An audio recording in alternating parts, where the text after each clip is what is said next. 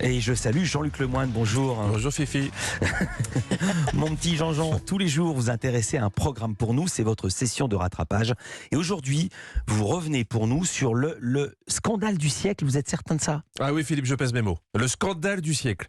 Je sais de quoi je parle et je sais aussi quel terme utiliser pour éveiller l'intérêt des auditeurs. Il y a des sites putaclic, mais moi je me lance dans les chroniques putain écoute. C'est le gros début de... C'est génial là. C'est le gros dossier de ce début de siècle. Bruno Donnet en a parlé lundi. Noël Le Graët, le président de la Fédération française de football, a manqué de respect à notre héros national, Zinedine Zidane. Je laisse Olivier Benkemoun résumer la situation sur CNews. Zizou, le héros des Bleus de la Coupe du Monde 98, a été traîné dans la boue par celui qui était censé être le père du football français et qui aujourd'hui s'est transformé en une honte française. Ah oui, non, il était vénère, moi, Olivier. Hein. Le père du football français, carrément. Bon, j'imagine qu'il parlait du Père Noël. Le manque de respect du président de la 3F, c'est pas passé du tout. Tout le monde est devenu très lyrique. Comme Pascal Praud. Dans 20 ans, dans 30 ans, lorsque la mort aura ramassé les copies, le nom de Noël Le Graët disparaîtra quand celui de Zinedine Zidane brillera toujours au fronton de l'Arc de Triomphe. La musique, c'est vous, non? Ah non, c'est à l'origine. C'était sur Pascal, Pascal. Il y avait un orchestre qui était là dans le studio. En live. En live, exactement. Vu le nombre de gens qui l'ont traîné dans la boue depuis dimanche pour Noël Le Graët, hein, ça lui fait une belle semaine de Thalasso quand même. Et ce scandale a presque éclipsé l'autre petit sujet de la semaine, les retraites. Hein. Je sais que c'est pas très important par rapport à la Fronf et à Zizou, mais chez Estelle Midi, ils ont quand même tenté le parallèle. Mais je sais pas si 64 ans c'est le bon âge pour la retraite, mais en tout cas ce qui est certain c'est que 82 ans c'est largement l'âge de la retraite de Noël Le Graët. Le général de Gaulle aurait dit que la vieillesse était un naufrage. Mais effectivement, c'est triste. Encore une preuve que ce débat est d'une importance capitale. Même le général de Gaulle a été invoqué. D'ailleurs, chez Estelle, il y a tellement de morts qui parlent qu'on n'est pas loin de requalifier le programme en émission de débat et spiritisme. Et Linda de Souza, on dit quoi? Elle ne peut plus rien dire, la pauvre. Basketteur de haut niveau. Elle est morte. Oui, elle est décédée il y a 3 jours. Ah merde, je pensais que Linda de Souza avait donné son avis aussi. Mais bon, écoutez, on a trouvé la cause de ces propos haineux envers Zinedine Zidane. Le Graët n'a aucun problème avec Zizou. Non, visiblement, il a un problème avec une autre petite chose, l'horaire de l'émission où il avait donné son interview.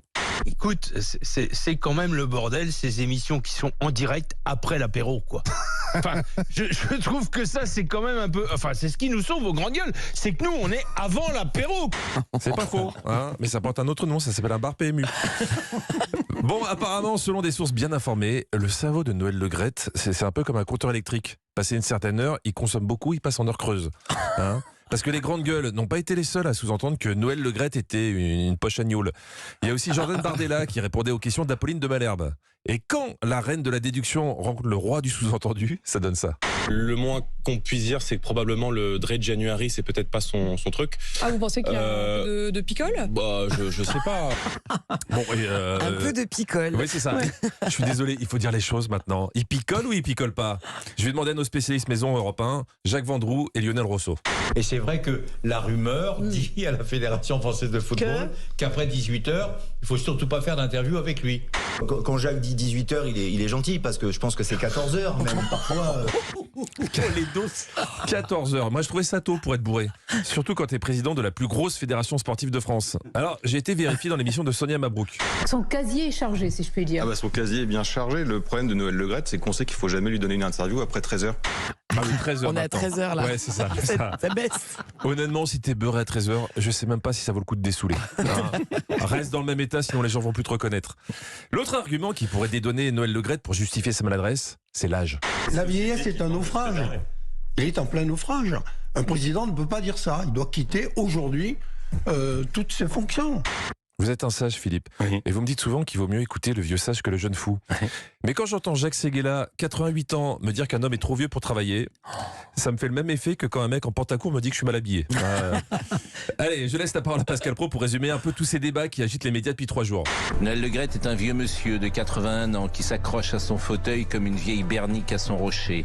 En tout cas, moi je vous le dis, hein, si Noël Le Graët reste en poste, c'est le boycott qui lui pend au nez. Enfin, sauf si la France se qualifie pour le prochain Euro, évidemment. Évidemment, merci beaucoup Jean-Luc Lemoyne pour cette chronique. Putain, écoute, j'adore ce terme. Je rappelle qu'on vous retrouve chaque jour dans Historiquement Vôtre de 16h à 18h avec Stéphane Bern sur Europe 1. Évidemment, c'était ironique, c'était une merveille encore ce matin. Stéphanie